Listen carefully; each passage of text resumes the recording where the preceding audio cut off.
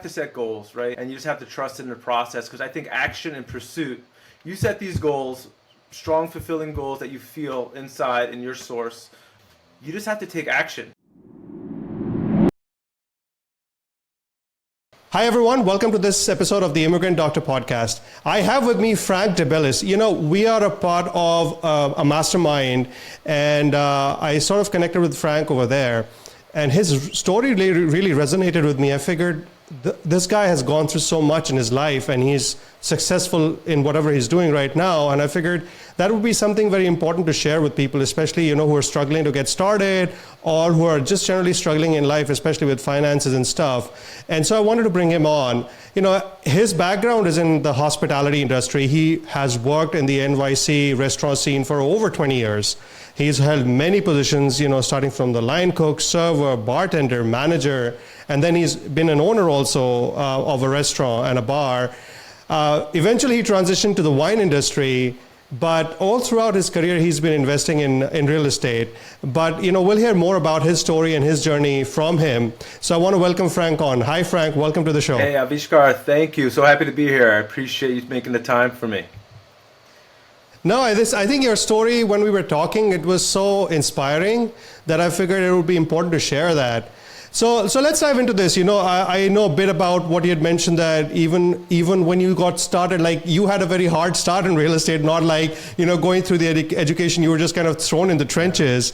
And I just want to talk more about that part of it as we begin. Like, when you were, you know, you had inherited some properties and they were clearly failing. So let's start there.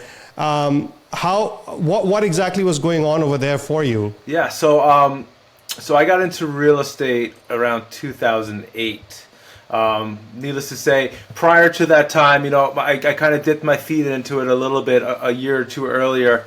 My family had medical properties in the Bronx, New York, and I went to the management company in like 2007 with my mom, and I saw this guy in his office, and he had all these pictures of golf courses and stuff that he takes his staff to and what have you. And I said to him, at that time I was a server, I said, how do you get to where you are? How do you get to that seat? And he goes, all right, well, you want to do this? He gave me the number of a sales agency, a realty company in New York City. He goes, go see these guys. So just to back up a little bit. So before I actually dove into taking over the family properties, I actually met the management company at the time, and he made an introduction to me to the a real estate company that I started working at during the day, and I was working in restaurants at night. So I was cold calling people during the day for this real estate agency, and then I was working at restaurants at night.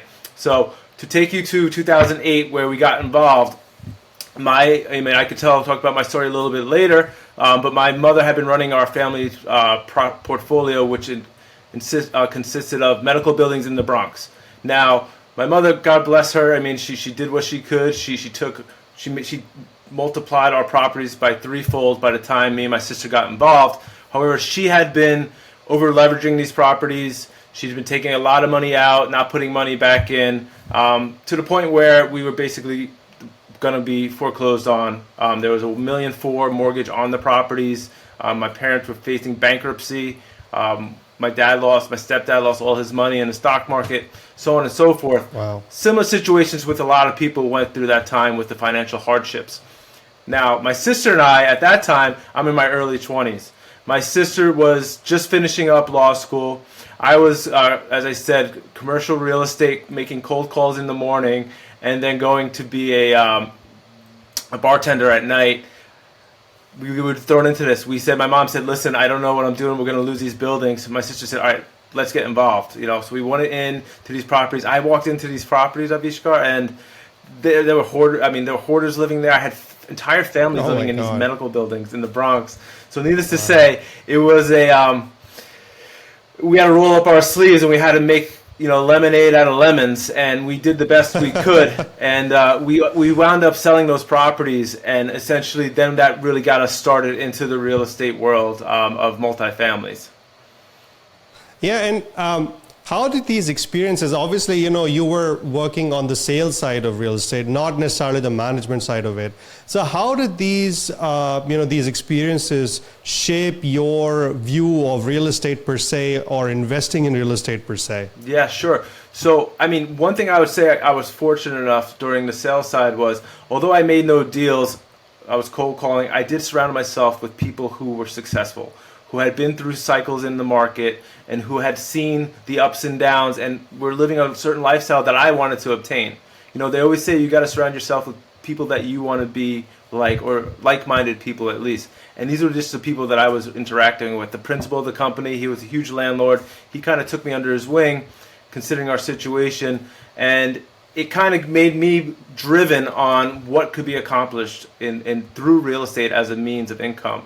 And he really helped us out through the process of unloading these properties, rolling that into a 1031, helping find undervalued assets in New York City at that time, and kind of held my hand a little bit as I worked those properties. And I kind of learned the hard way, but the perception I learned from these people was they had what I wanted. It was obtainable. You don't have to necessarily be the smartest person in the room or go to Harvard to get these things. It's a work ethic. It's about pursuit of dreams, and just surrounding yourself with like-minded people, which I did. I love the fact that you sort of found a mentor in the guy who was pretty much the owner or whatever of your company. And I think a lot of times what happens is when we get these opportunities, we get scared and we don't want to move forward because it's like an unknown that we're getting into. But I think you pushed beyond that to kind of get under his wing, be a little uncomfortable to learn these new skills, and then kind of, work your way to coming into full-time into real estate. Yeah, it's so true. I mean, the reality is, and this is less about real estate and more just about life in general, and I know you can attest to this. Doubt is a crippling emotion that a lot of us go through. And, a lot of times, fear of doubt makes us avoid certain situations. And one thing I've learned is successful people, they are okay with being uncomfortable. You have to get comfortable with being uncomfortable. And so that entails taking on those challenges where they're fear-based or there's doubt involved, because there's a possibility that you might fail. And I think one great way to do that is, look for mentors, look for people who have been through it. Some people, they don't want to spend the time with me. That's not true. They will extend an olive branch because they've known what it's been like, and somebody extended the olive branch for them in their journey, and so on and so forth.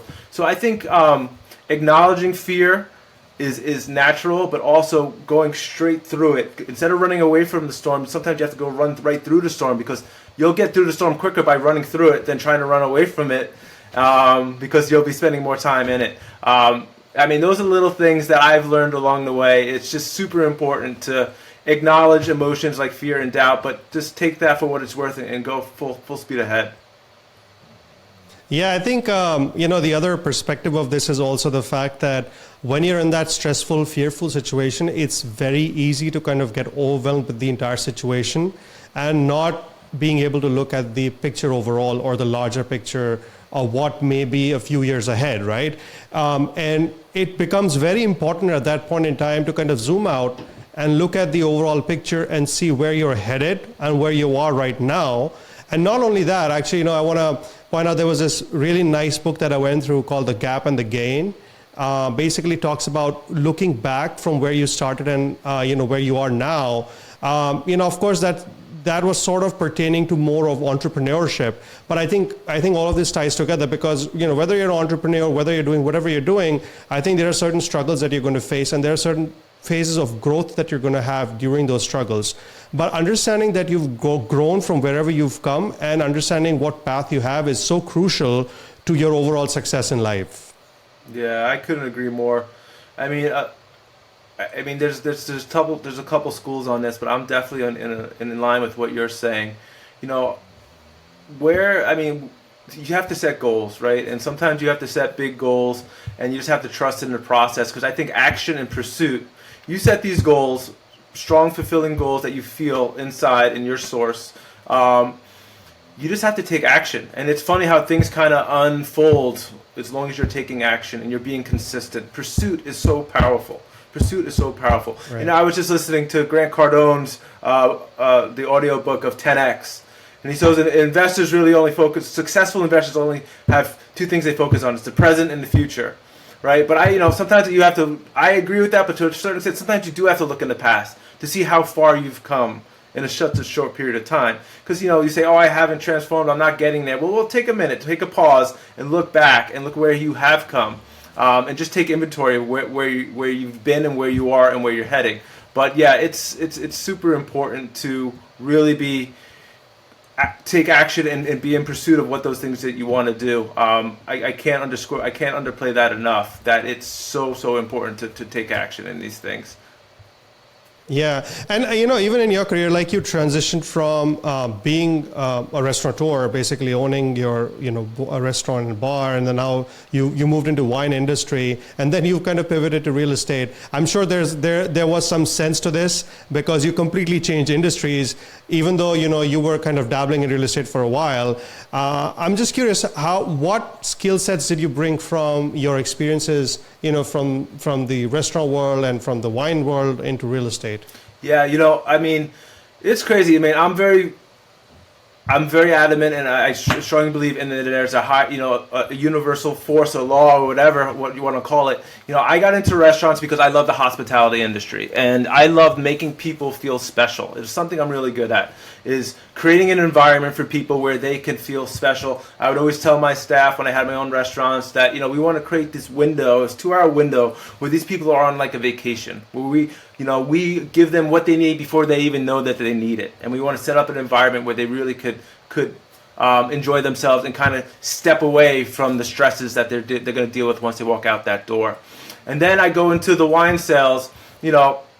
I've been in wine sales for 8 years, and it's in New York City. It's a cutthroat industry. There's over 200 wine companies that are selling to these restaurants, and we generally sell to top restaurants.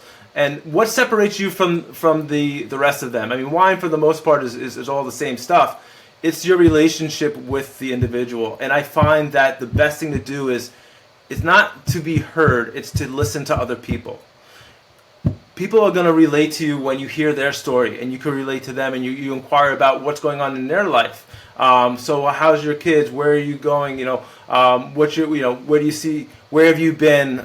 Things along those lines. So I take the hospitality side. I take creating an environment for individuals where I provide them with a service that they didn't even know they need, making them better, giving them a better experience. And then I take the sales side, not only closing the deal, but also listening to people, listening to what they need. Yes, we're going to provide tangible goods and whatnot, or a return on your investment when we're talking about real estate, but listening to what their needs are, okay, and being relatable. Relatability is super strong. Everyone's going to talk about, oh, we're going to give you a 20%, IRR, 6% cash flow. It's all the same stuff.